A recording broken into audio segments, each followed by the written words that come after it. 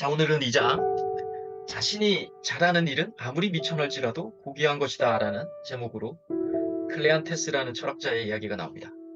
이분이 스토아 학파 2대 영수라고 이렇게 표현되어 있더라고요. 제논이 스토아 철학을 창시했다면 이분이 이제 그 다음으로 끌어갔던 사람이라고. 근면성실의 대명사 이렇게 책에는 되어 있고, 클레안테스를 좀 네이버에서 한번 찾아보니까 이런 그림이 있더라고요. 2대 영수고, 조금 이 책에 또 자주 언급되는 물 깃는 노동을 하며 철학 강의를 들었다는 사람. 그러니까 그 당시에 그 대표적인 그 노동 중에 하나가 물을 깃는 거였던 것 같아요. 그래서 개인의 의지를 중시하고 신과 자연을 동일시했으며 시의 형태로 자신의 사상을 좀 설파하는. 남겨진 책은 제우스 창가라는 게 있는데 일부만 전해진다. 이렇게 책에 나와 있어서. 그리고 조금 재밌었던 건 권투 선수 출신이다. 그러니까 그 당시에 이런 격투 스포츠나 이런 게 좀 유행했었나 봐요. 그래서 많은 분들이 이렇게 권투나 이런 출신들이 조금 있더라고요. 34페이지에 이런 내용이 있죠. 스토아 창시자 제노는 우리가 배웠던처럼 철학으로 이끈 게 이분이 배가 난파되면서 그 아테네에 머물면서 제노는 스토아 철학을 창시했다고 나오죠. 잘 들리시나요? 예, 네네. 근데 클레안테스는 큰 재앙도 없었고 이 철학자는 애초부터 빈털털이었다는 거. 그러니까 제노는 부자였다가 갑자기 망한 거고 이 양반은 처음부터 가난했다. 계속 노동자의 삶을 살았고 철학자로 유명해진 이후에도 몸을 쓰는 노동을 계속했다. 물을 깃는 노동이나 이런 걸 계속했다라고 이야기 나오고요. 34페이지에 조금 제가 재밌게 본 거는 중년의 나이까지 이렇게 밤낮으로 노동을 막 했는데 겉모습은 되게 멀쑥했다고 하더라고요. 그 이유 때문에 아테네 시민들이 그를 법원으로 끌고 갔대요. 그래서 어떻게 돈을 벌었는지를 이렇게 좀 다퉜나 봐요.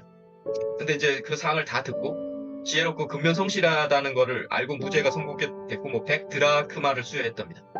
그래서 보면서 당시에는 법원이 돈도 주었구나라는 생각에 조금 요즘하고 달랐네라는 생각이 좀 들었고 35페이지에 철학자에게 가장 완벽한 직업이라고 나오는데 학문에만 매진할 수 있게 돕겠다는 마케도니아 왕의 재정 후원을 매몰차게 거절했다.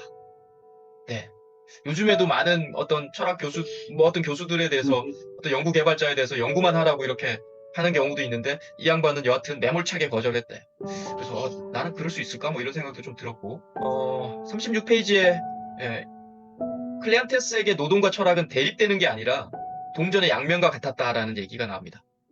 그러니까 결국 노동과 철학을 동시에 매진함으로써 시너지 효과를 발휘하고 더 나은 가치를 주겠다. 결국 이 양반은 그러니까 이 철학 자체가 우리가 그냥 알고 있는 요즘의 철학 교수들이 말하는 이론적으로 파는 게 아니라는 거죠. 이 철학은 실천적이어야 한다라는 거죠. 그래서 자신이 배우고 익혔던 거를 삶에 적용을 시켜야 그게 철학이다라고 했기 때문에 이분이 끊임없이 노동을 같이 추구했다는 거죠. 네. 그리고 존 스타인백이라는 이게 36페이지에 에덴의 동존이라는 책에 이런 얘기가 나온답니다. 주인공 리가 있는데 그 양반도 스토아 철학에 조예가 깊은 인물이었고 근데 리는 하인이었대요. 네, 이 소설에 하인이었는데 철학자에게 완벽한 직업이라고 리는 강조했답니다. 하인이 철학자에게 완벽한 직업이다. 좀 놀랍죠? 근데 지금 클레안테스와 같은 얘기죠. 그 이유가 방해받지 않고 쉽게 인간 군상을 탐구할 수 있고 사색할 시간도 충분하기 때문에 하인이라는 노예라는 직업이 철학자에게 완벽한 직업이라고 이야기했고 그래서 리에게 노동은 철학자로서 익힌 삶의 기술을 현실에서 충분히 숙달할 기회였다. 말씀드린 것처럼 이론적으로 익힌 기술을 이 삶에서 적용시키는 그게 스토아 철학이다라고 리가 이야기했다고 하고요. 그래서 이런 질문이 생각이 났어요. 왜 하인이 철학자로서 완벽한 직업이라 생각하는가? 철학 또는 뭔가 이론적으로 배워서 현실에 적용했던 것은 무엇인가? 라는 질문이 좀 떠올라서 적어놨고요. 네. 자신이 하는 일을 묵묵히 하는 행위는 그 일이 아무리 사회적으로 미천한 취급을 받는다 할지라도 고귀하다. 네. 그래서 이런 질문이 떠올랐어요. 우리가 이게 논쟁에 엄청나게 많은 이야기가 있지만 직업의 귀천이 있다, 없다, 없으면 동의하는가, 이런 거. 동의하지 않는다면 직업의 귀천을 느끼지 않으려면 어떻게 해야 하나? 라는 질문이 조금 떠올랐고요. 조금 재밌어서 그냥 옮겨봤는데 36페이지 왜 아직도 물을 깃느냐 왕이 클란테스한테 이렇게 물으니까 왜 아직도 너는 노동을 이렇게 하니 좀 유명해졌는데 라고 이야기하니 아니 제가 물을 깃기만 하나요? 우물도 파고 정원에 물도 줍니다. 철학을 사랑하기에 이런 일을 하는 것이지요.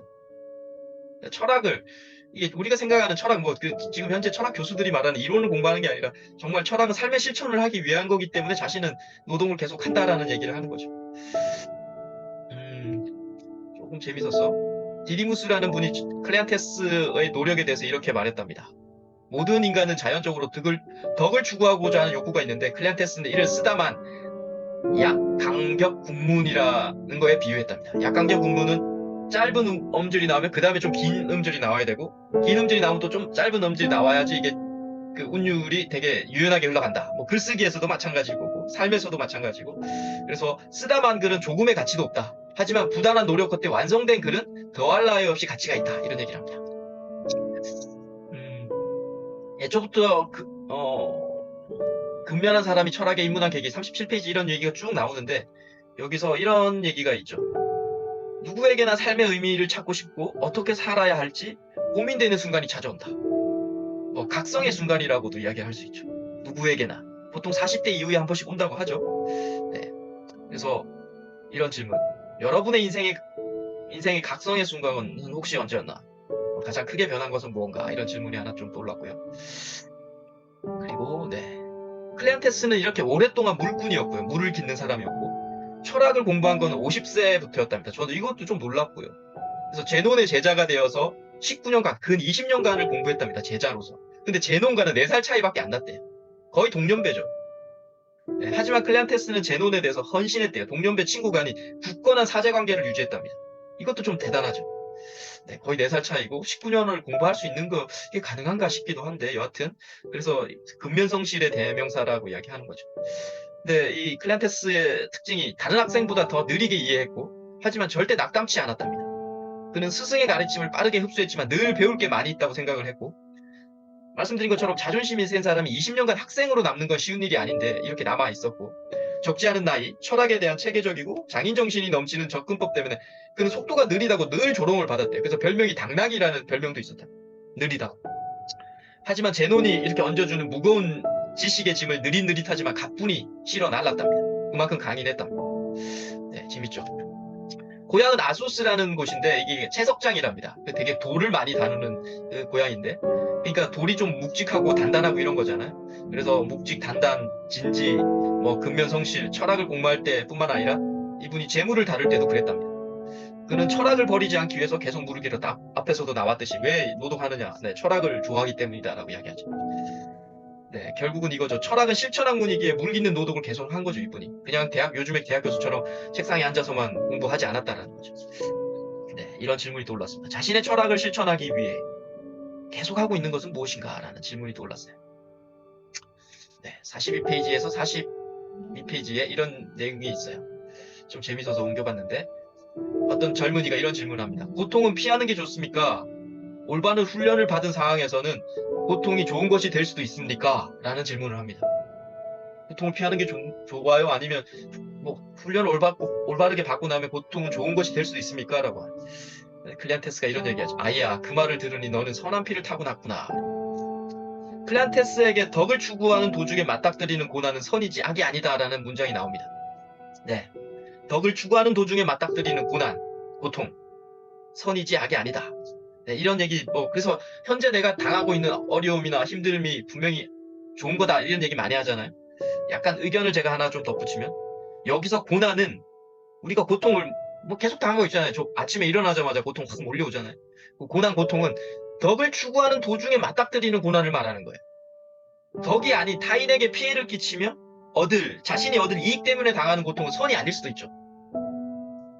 있다는 거고. 물론 선이 될 수도 있어요. 왜냐하면 선은 나와 남 모두에게 좋은 것을 말하는데, 지금 현재 타인에게 고통을 내가 주고 있으면 분명히 악으로 비춰질 수 있지만 장기적으로 그 사람한테는 유익할 수 있죠. 네, 그래서 선에 대한 정의가 이렇게 좀 복잡하고, 그래서 대부분 많이 오해하는 게 지금 현실의 고통은 좋은 거다 이렇게 이야기하시는 분들이 있어요. 물론 맞는 얘기일 수도 있고 틀린 얘기일 수 있는데, 여기서는 근데 만약 그 고통이 남에게 좀 피해를 주면서 얻는 고통은 결코 선이 될 수 없다, 악이다라는 얘기. 네, 그 얘기를 좀 하고 싶었어요. 어려움이나 불편을 피하려고 하지 않았다. 거의 사서 고생한 것이나 다름없었다. 그는 중요한 것은 강인한 의지를 어디에 어떻게 쓰느냐일 것이다. 그는 제논이 말한 용기, 정의, 절제, 지혜를 실천하기 위해 노력했다. 이게 스토아 철학의 4대 덕이죠. 용기, 정의, 지혜, 절제. 네. 그리고 42페이지에서 43페이지에 훌륭한 인물은 조롱을 피하지 않는다라는 얘기가 나옵니다. 이게 요즘에 말하는 셀럽들은 항상 뭐 댓글이나 이런 조롱을 당하죠. 네. 그래서 이런 지금 그 별명이 있어. 물꾼이라든지 당나귀, 아소스의 평평한 돌 이런 조롱 섞인 별명들이 있었는데, 그리고 또 제논의 노예와 다름없는 중년의 클리안테스. 20년 동안 제논 밑에서 일을 했기, 그 제자로 있었기 때문에 약간 노예처럼 생활을 했다라는 거죠. 네. 그는 타인에게서 받은 고난을 자신이 가르치는 내용을 직접 실천한 기회로 여겼다는 거예요. 결국 자신이 배웠던 철학을 삶에서 적용을 시키고 싶었던 거죠, 이거는. 그래서 관객은 조롱당하지만 침착하고 자제력을 발휘하는 클리안테스의 태도에 박수를 보냈다. 네, 이게 우리 현실 생활에서도 많이 보이죠. 어떤 누가 막 조롱당하고 막 이렇게 하는데도 인내력으로 자제력으로 이렇게 넘넘하게 잘 대우하는 사람을 우리는 저분 좀 일반적인 사람하고 다른데 이런 느낌 많이 보이잖아요. 그래서 리더는 좀 차분해야 된다 이런 얘기도 또 항상 하잖아요. 네, 근데 의견을 제가 하나 살짝 좀 제 의견은 만약에 자제력에 박수를 보낼 때도 각각의 상황에 따라 다르다는 거죠. 관객이 무조건 인내하고 참고 자제력을 보내면 박수를 보낸다고 생각하지 않아요. 저는. 화를 내야 할 때는 자제력을 발휘하면 그건 박수 받을 수 없죠. 어떤 약간 불이한 내용이 있으면 화를 내줘야 한다는 거죠. 그래야 뭐 그 주변에 그 관객들이 사람들이 박수를 보낼 수 있다. 그분을 좀 다르게 평가할 수 있다. 이렇게 생각할 수 있죠. 네.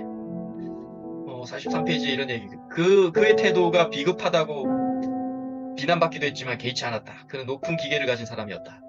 자신이 생각한 양심을 따랐고 실수를 피해갈 수 있었다고 믿었다. 네. 양심을 따랐다는 거죠. 자기 마음에. 다이몬, 우리 배웠던. 마음속에 우러나는. 네. 소크라테스는 다이몬이 항상 떠올랐다 그러잖아요. 뭔가 일을 하면 다이몬이 하지 말라 했다 그러잖아요. 그게 뭐 어떻게 따져보면 양심이죠, 결국. 네. 44페이지에 이게 좀 재밌었어요. 아테네 거리에 자신의 사소한 결정을 혼잣말로 꾸짖는 모습이 자주 목격이 되었는데, 그러니까 이 클리안테스가 아테네 거리에서 혼잣말로 자신을 막 꾸짖는 걸어다니면서 목격이 됐대요. 그러니까 누구랑 대화하느냐 하니까 이 클리안테스가 재치 없는 백발 노인과 이야기하고 있었다네라는 이야기를 합니다. 가끔씩 저도 혼자 이야기할 때가 있어요. 지나가다가 핸드폰을 들고 통화하는 척합니다. 혼자 이게 없으면 뭔가 미친 사람처럼 보이니까 핸드폰 들고 저 혼자 막 주절주절 했던 이야기를 좀 많이 합니다. 저도. 그래서 핸드폰의 이점이다 이런 생각이 좀 들었고요. 네, 자신과의 대화는 스토아 철학의 핵심적인 교육 방법이고요. 수련에도 도움이 된답니다. 좀 인사이트 있죠. 그래서 제가 지금 혼자 말하는 게 괜찮은 수련 방법이구나 생각을 하게 됐고요. 혼자 말을 하고 있는 고독한 남자에게 클리안테스가 이렇게 이야기합니다. 당신은 지금 나쁜 사람과 대화하는 게 아닙니다. 혼잣말을 자주 하는 것은 정말 좋다라는 얘기를 하는 거죠. 자신과의 대화는 엄격하지만 확대해서는 안 된다는 거죠. 스스로 막 자책하고 막 이런 걸. 네. 질문. 네, 이런 질문이 떠올랐어요. 자신과의 대화를 어떤 식으로 하는가, 우리 선생님들은. 예를 들어 속으로만 생각하는가, 아니면 중얼거리며 혹시 뭐 말을 하는가라는 질문이 좀 떠올랐고요. 45페이지에 클리안테스는 남의 이야기를 잘 들어주는 사람이었어요. 뭐 20년 동안 그 제자가 됐다는 얘기만 해도 이 얘기는 동의가 되죠. 네, 자신의 학생들도 타인의 이야기를 경청하기를 바랬다. 네, 그런 신화 속 인물 엘렉트라의 말을 이용해서 이런 얘기를 했답니다. 또 침묵하여 발걸음이 자신의 빛이 되게 하게나 실천으로 행동으로 당신의 모습을 보여라. 말로 보이지 말라. 뭐 이런 얘기죠. 네, 46페이지에 100년을 살아서 이분이 딱 100년 살았다고 하더라고요. 그것도 참 신기하죠. 깨닫게 된 교훈. 스토아파가 경쟁자의 공격을 더 많이 받을수록 제논, 스승이죠. 우리가 지난 시간에 배웠던 제논은 근면 성실한 이 주창자 클레안테스에게 참 많이 기댔답니다. 제자한테 기댔다는 거죠. 그래서 이런 질문이 떠올랐어요. 스승이 제자에게 기대기가 좀 어려운 게 사실이잖아요. 그래도 스승이라고 하는 그 위치가 이게 가능할까라는 생각도 좀 들었고, 가능하다면 이 질문이죠. 어떤 이유 때문일까라는 좀 질문이 떠올랐어요. 네. 클레안테스는 윤리학에 큰 관심을 관심이 있었죠. 이런 뭐 아까도 말씀드린 왕의 후원을 단호하게 거부했다 그랬잖아요. 후원을 받으면 연구에만 매진할 수 있는데 왜 거부했을까?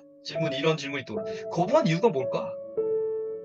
뭐 그냥 뭐 제 의견으로 자신의 노력을 거둔 게 아니기 때문에 또 후원을 받으면 결국 왕에게 휘둘릴 수밖에 없고 결국 자신의 자유가 훼손될 수 있기 때문이 아닐까 뭐 이런 생각을 했는데 하여튼 이유가 뭘까 한번 이야기를 나눠보고 싶었어요. 클레안테스의 글은 대부분 이렇게 결단력과 수용이라는 독특한 조합이 있답니다. 결단력과 수용? 한번 좀 깊게 생각을 했는데 결국 이거죠. 수용, 인정해야만 우리는 결단할 수 있죠. 결단해야만 또 수용할 수 있다라는 거예요. 그러니까 자신의 잘못을 우리가 뭔가 인정, 수용해야만 새롭게 나아가는 결단을 할 수 있는 거죠. 또 반대로 이렇게 내가 나아가야지라고 결단해야만 또 지금 벌어져 있는 상황을 수용할 수 있는 거죠. 그래서 저는 그렇게 생각해서 결단과 수용은 독특한 조합이긴 한데 이게 같이 붙어가는 조합이다라는 생각이 좀 들었어요. 네. 클레안테스의 이야기인데 이분이 시로 항상 뭔가를 설파했다고 하잖아요. 그래서 운명은 준비된 자에게 친절하게 길을 안내하지만 준비되지 않은 자에게는 가차없이 끌고 간다. 네. 뭐 우리 현실 생활에서도 뭐 나오죠. 준비되지 않으면 막 질질질 끌려가잖아요. 뭐 그런 얘기. 여하튼 네. 의지가 약해지더라도 계속해서 정진하라. 정진하리라는 세네카나 에픽터스의 말을 빌려서 이렇게 전했답니다. 의지가 약해지더라도 계속해서 정진하리. 보통은 의지가 약해지면 정진하지 못하는 게 일반적이라고 생각하는데 의지가 약해지더라도 정진하리 이렇게 이야기한다. 좀 다르죠. 사고의 생각의 그 바탕이. 네, 거의 다 왔네요. 네. 이분은 시라는 형식이 던지는 좀 난제를 좋아했답니다. 그러니까 짧게 이렇게 이야기를 하면서 하는 걸 좋아했는데 그 이유라기보다도 시는 구조상 엄격한 규칙을 따라야 되죠. 막 장문처럼 길게 이어지지 않죠. 사람들의 마음속에 깊은 울림을 준다는 거죠. 이렇게 시의 구조상 엄격한 규칙을 따를수록 이런 의견이 생기죠. 우리가 삶에서도 엄격한 규칙을 따를수록 타인에게 깊은 울림을 주죠. 우리 삶에서 되게 자신의 그 삶의 원칙을 잘 지키고 꾸준히 지키고 지속적으로 지키는 사람들이 뭔가 사람들한테 울림을 주죠. 네. 그래서 현명하게 대응한다면 방해물과 한계는 자기 자신을 갈고 닦는 기회이자 미를 연마하는 기회가 된다. 네. 그래서 이런 질문이 떠올랐어. 자신이 따르고 있는 엄격한 규칙은 무엇인가? 우리 스스로가 엄격한 규칙을 실천해 자신의 삶에서 바뀐 것이 있나? 라는 질문이 좀 떠올랐고요. 네. 클레안테스의 48페이지에 선이란 뭔가라는 질문에 이분의 선의 본질이 이렇게 답합니다. 뭐 앞에 이런 거는 다 좀 그런 얘기고요. 선이란 평범하고 정의롭고 거룩하며 의로운 것이다. 뭐 주체적이고 유용하고 공정하면 적합한 것이다. 독립적이고 유익한 것으로 죽음이 될 수도 있다. 여기에서 제가 요 파란색으로 했었던 요 선이란 적합한 것이고 선이란 죽음이 될 수도 있다. 이 말이 이제 딱 저한테 꽂히더라고요. 그래서 우리는 죽음이 뭐 선악을 구분할 수 없지만 죽음을 좀 멀리 하려고 하고 하는데 죽음이 반드시 나쁜 걸까라는 질문이 떠올랐어요. 네. 갑자기 죽음에서 생각이 났던 사마천이라는 중국의 그 역사 기록자가 있죠. 그 양반이 이런 얘기를 합니다. 사람은 누구나 한 번 죽지만 어떤 죽음은 태산보다 무겁고 어떤 죽음은 새털보다 가벼운 것은 죽음을 사용하는 방향이 다르기 때문이다. 사마천에 이런 얘기가 나오죠. 그래서 결국 새틀 같은 죽음을 맞이할 거냐, 태산 같은 죽음을 맞이할 거냐라는 얘기죠. 그래서 의견을 달면 이런 거죠. 생명이 귀하고 같은 값어치를 가지지만 어느 누구의 생명이나 그 죽음의 무게는 같지 않다는 거죠. 네. 그래서 어떤 의인으로 해서 삶을 마감하신 분이 있잖아요. 어떤 의인들, 그분들의 죽음이랑 그냥 뭐 이렇게 일반 뭐 나쁜 짓 하다가 죽는 죽음이랑은 완전히 다르죠. 무게가. 네, 48페이지에 그는 죽기 전까지 유머를 잃지 않았다. 자신을 노인이라고 조롱할 때면 나야 언제든 세상을 떠날 준비가 됐지. 하지만 여전히 건강하고 글을 읽고 쓸 수 있으니 자네보다는 조금 더 살다가 가도 되지 않겠나? 라는 이런 약간 유머 섞인 얘기를 했답니다. 그래서 갑자기 뭐 책을 보다 보면 유명 인물들 중에 유머 있는 인물들이 되게 많아요, 보면. 그래서 그 이유가 무엇일까라는 질문이 좀 떠올랐고, 왜 그들은 유머를 사용할까? 유머는 왜 중요할까? 혹시 우리 선생님들은 스스로 좀 유머러스한가? 라는 질문들이 좀 떠올랐어요. 자, 마지막으로, 네. 49페이지, 곡기를 끄는 클레안테스. 우리가 1장에서도 배웠지만 제논도 스스로 숨을 참으며 생을 마감했다고 나오잖아요. 자신 스스로가. 클레안테스도 떠날 때가 됐다고 깨닫고 곡기를 스스로 끊었답니다. 밥을. 그래서 이 철학자들의, 하여튼 두 철학자들의 느낌은 이런 질문이죠. 왜 두 철학자는 삶을 스스로 마감했을까? 쉽게 말하면 요즘 말로 왜 자살했을까잖아. 까미의 이야기가 생각이 났어요. 지난번에도 한번 얘기했던 것 같은데, 당신은 왜 자살하지 않는가라는 질문. 네. 네, 여기까지 제가 한번 발제했던 사항을 좀 정리했고요.